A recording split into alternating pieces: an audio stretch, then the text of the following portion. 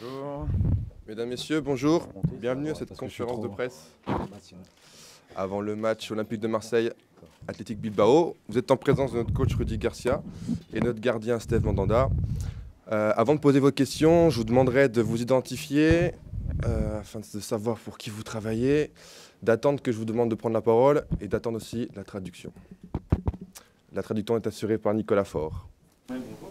Fabrice Remporté, la Provence. Aussi. Question pour Steph. Steph, tu étais là il y a 2 ans pour cette confrontation avec Bilbao. Je voulais savoir quel était le souvenir que tu gardais de ces matchs, notamment de ce but encaissé au Vélodrome. C'est incroyable. Oui, j'étais là il y a 2 ans, effectivement. C'est sûr que sur ce match au Vélodrome, on a énormément de regrets parce que si ma mémoire est bonne, on a eu pas mal d'occasions et c'est un match qu'on devait largement remporter. Et on prend un but venu d'ailleurs qui nous fait perdre ce match. Et forcément, à l'aller, c'était un peu plus compliqué vu le score. Au retour, pardon, c'était compliqué vu le score du match aller. C'était une bonne équipe et voilà, je m'attends au même style de confrontation. Bonjour, Emile Branguet pour l'agence France Presse. Une question pour Rudy. Quel est l'état fort du groupe? Est-ce que par exemple tu récupères? On ne sait pas encore. Il est presque de retour. On en saura un peu plus cet après-midi. Il devrait faire la séance avec le groupe. Après, s'il fait la séance avec le groupe, est-ce que je le mettrai dans le groupe? J'en suis pas certain. Parce qu'une seule séance collective, je ne suis pas certain que ce soit suffisant pour être dans le groupe. En tous les cas, c'est incessamment sous peu. On va pouvoir dire comme ça. Les autres, hier, allaient plutôt bien. Donc, j'ose espérer que cet après-midi, ce soit pareil. Rudy, c'est le match de la relance demain pour l'OM, parce que c'est un peu difficile en ce moment. Donc les 2 défaites contre Paris, contre Nantes, c'était un peu compliqué au niveau comptable. Dans tous les cas, ça n'a pas apporté ses fruits. Demain, en faisant un très bon match, Marseille se relance. Moi, je ne le vois pas comme ça. C'est l'Europa League, c'est les 8e de finale de l'Europa League. Donc, c'est une possibilité de se qualifier en quart de finale d'une Coupe d'Europe. On sait combien pour l'Olympique de Marseille, l'Europe est important. Et voilà, on ne revient pas sur le week-end dernier. En termes de... Alors, les statistiques, ça ne fait pas tout, mais je pense qu'en termes de statistiques, c'est peut-être l'un de nos meilleurs matchs contre Nantes. Voilà, après, il y a des circonstances qui font qu'on n'a pas gagné et qu'on a très envie de gagner. Mais en fait, on est un peu comme avant Braga. C'est-à-dire qu'il y a un seul objectif, c'est de gagner le match, bien évidemment, le match aller. Parce que ça sera sur 2 confrontations et il faut être intelligent, ça ne s'arrêtera pas à la fin de OM Bilbao. Il y aura aussi Bilbao OM dans une semaine. Il faut être intelligent, il faut gagner ce match-là sans prendre de but. C'est ce qu'on avait dit avant Braga. Et je pense que Braga, c'est à domicile, c'est un peu le match référence pour nous. C'est ce qu'il faudrait suivre. Pour Maritima, question pour Ça m'aurait étonné. Pour rester un petit peu sur le même tempo, même si on est conscient que c'est une autre compétition, le fait d'avoir marqué ce but à la toute dernière seconde, vous êtes quand même... vous sortez du match, je dirais presque avec le sourire, même si c'était la victoire qui était recherchée, mais le fait de ne pas avoir enchaîné de 4e défaite, peut-être, et sans doute, ça vous met mieux. C'est sûr qu'on est, on va dire qu'à la fin du match, après le but, on est content d'avoir égalisé en fin de match. Maintenant, l'objectif, c'était pas de prendre un point, mais c'était de gagner. Après, le scénario était c'est compliqué, vous le connaissez tous, mais c'était important aussi de couper, on va dire, avec la défaite, même si c'était contre le PSG et c'était pas simple. Maintenant, l'état d'esprit reste bon. On est malgré tout bien placé en championnat. On garde énormément de confiance aussi parce qu'on l'a démontré depuis un petit moment. On est conscient également que c'est, on va dire, entre guillemets, que c'est maintenant que ça commence. Enfin, surtout, c'est maintenant que ça se joue les classements, on va dire, pour la fin du championnat et puis pour la Coupe d'Europe, la compétition qui nous reste encore avec le championnat à jouer. Chez vous, pour le Parisien, une question pour Steve. On parle beaucoup de la fatigue accumulée en ce moment. En 2010, après le titre de champion de France, Didier Deschamps avait reconnu que l'élimination précoce en Ligue Europa avait peut-être été un bénéfice pour la fin de saison. Est-ce que cette année, je pense que le groupe est capable de disputer peut-être 2, 4 matchs supplémentaires encore? Je pense que oui, en tout cas on va tout faire pour. Parce qu'on ne peut pas se permettre laisser une compétition aussi importante que l'Europa League. Et puis je pense qu'on a quand même un effectif de qualité. C'est ce qui nous a permis un peu de garder tout le monde concerné, parce que ça a permis au staff de pouvoir faire jouer un peu tout le monde. Donc là-dessus, moi je suis persuadé qu'on peut enchaîner, qu'on peut jouer comme ça tous les 3 jours. Ça serait mieux de jouer tous les 4 jours d'ailleurs. Parce que si on était comme en Italie et en Allemagne, à pouvoir jouer le lundi après les matchs de jeudi en Europa League, bah ça changerait tout, quoi. C'est aussi simple que ça. Je crois qu'on m'a dit que j'avais 1 ou 2 collègues qui avaient abordé ce sujet. Il serait temps que nos dirigeants, et j'en ai parlé à mon président, il serait temps que nos dirigeants nous mettent dans les meilleures conditions pour ne pas perdre des points en championnat après l'Europa League. Et pour pas de temps en temps galvauder cette compétition. Voilà, si on veut qu'on joue l'Europa League à fond, qu'on aille le plus loin possible, qu'on nous permette de jouer le lundi avec un 4e jour de récup. Sinon, on aura de nouveau des blessés, des contre-performances et des points perdus. Steve, entre autres records, tu es le joueur qui a joué le plus de matchs européens avec l'OM. Est-ce que ça a toujours le même goût pour toi et qu'est-ce que ça représente la Coupe d'Europe, que ce soit la Ligue Europa ou la Ligue des Champions? Ça reste une compétition importante. Après, c'est sûr que ça serait mentir que de dire que l'Europa League a le même goût, le même parfum, on va dire, que la Ligue des Champions. Mais quand on arrive aujourd'hui en 8e de finale, on a envie d'aller au bout. Et pour moi, ça reste toujours aussi plaisant, toujours aussi important de figurer en Europe. Rudy Garcia, bonjour, Laurent Germain de la Sport. Une question concernant le fait que Paris a été éliminé hier, et donc du coup il n'y a que Lyon et Marseille désormais en course en Ligue Europa. Dans quelle mesure bien représenter les couleurs de son pays est important et motivant pour vous et Lyon dans cette Coupe d'Europe des Arts? C'est surtout, d'abord on pense à nous, on pense à l'Olympique de Marseille, et comme je l'ai dit, c'est un club qui doit figurer chaque année en Europe, et j'espère le plus rapidement possible dans la plus belle des Coupes d'Europe. Après, je dirais dans ce qui est collatéral, c'est marquer des points à l'UEFA. Parce que je vous rappelle, si je ne vous l'ai pas dit 10 fois depuis que je suis arrivé, ça sera la 11e. On est un petit peu les laissés pour compte au niveau européen. Je vous rappelle qu'aujourd'hui, il vaut mieux jouer ou entraîner en Allemagne, en Angleterre, en Espagne ou en Italie, parce que le 4e va directement en Champions League, là où nous, le 3e n'est même pas sûr de se qualifier en Champions. Donc pour les points UEFA, c'est important.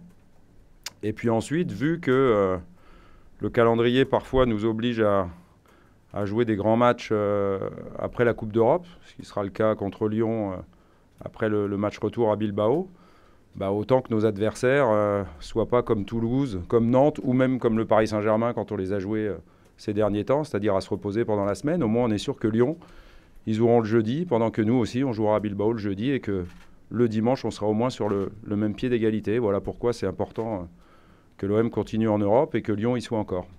Et alors, il voudrait qu'il analyse l'Athletic de Bilbao. Quels seraient les points forts et les points faibles de l'équipe selon lui?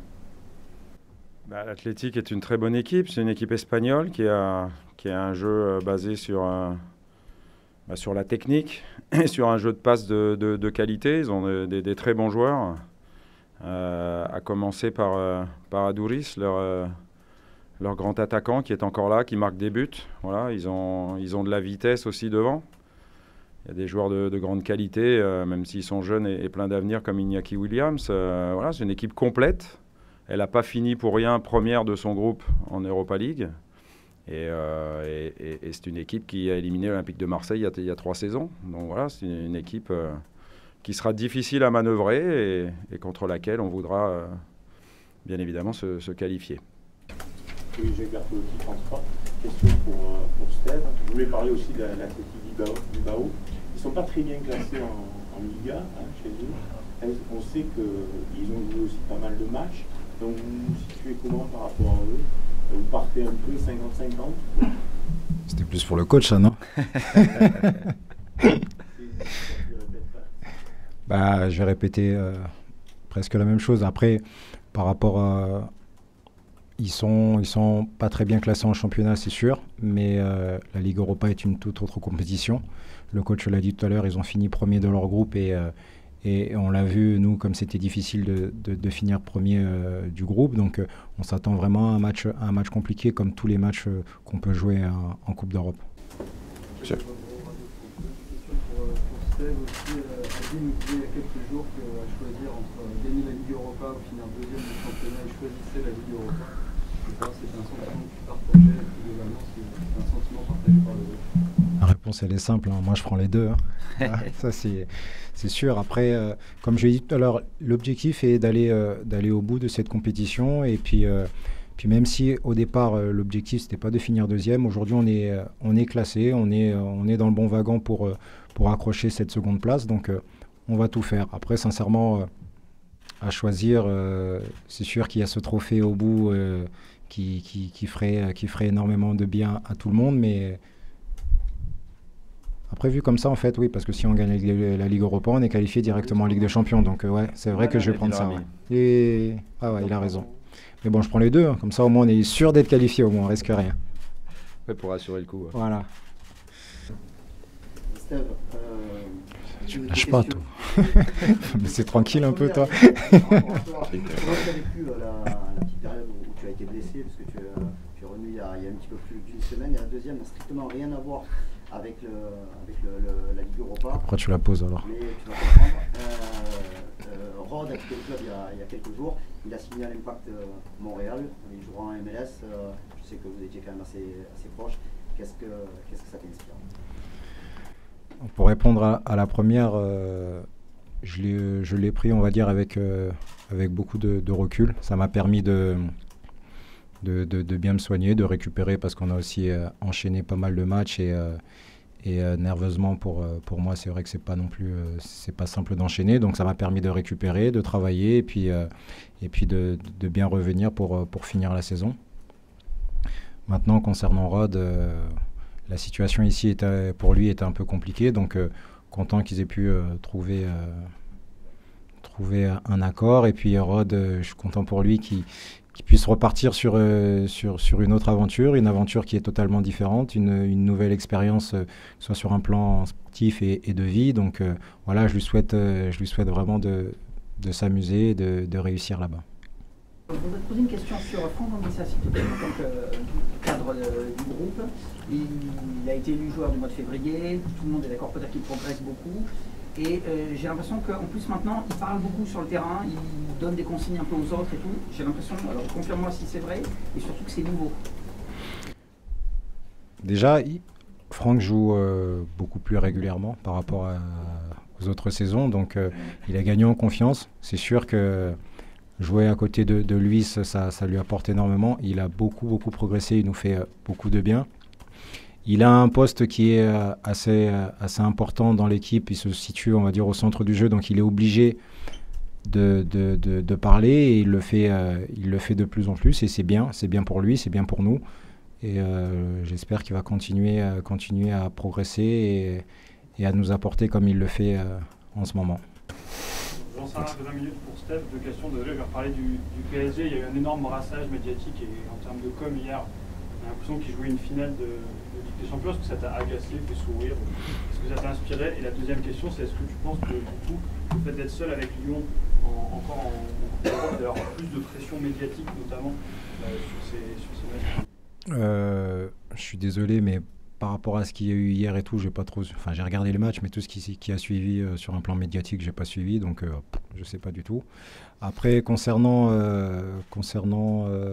l'Olympique de Marseille, l'Olympique Lyonnais, on a l'habitude d'avoir la pression, d'être médiatisé, donc ça va pas forcément changer grand-chose, en tout cas pour ma part. Rudy, une question sur ce qu'on peut appeler un peu les cadres. Alors il y a Steve, qui a été blessé, donc qui est tout frais, je suppose, mais Luis Gustavo et Thauvin, par exemple, semblent un petit peu émoussés, même si on a vu Florian au forceps et aller arracher cette égalisation. Est-ce que tu confirmes que tu as des joueurs qui abusent un petit peu de coup physiquement, ce qui paraît très logique d'ailleurs? J'ai nommé là Gustavo et Thauvin. Vu le nombre de matchs qu'on joue et vu le calendrier qui nous est proposé, 10 matchs en 30 jours en décembre et on savait que janvier, février, mars, au moment où les terrains sont les meilleurs et qu'il fait le meilleur temps possible au niveau météo partout, en France et en Europe, ce serait certainement compliqué d'être bien tout le temps et aucune équipe ne peut être bien tout le temps. Mais par contre, on a un staff préparation physique et un staff médical de très haut niveau.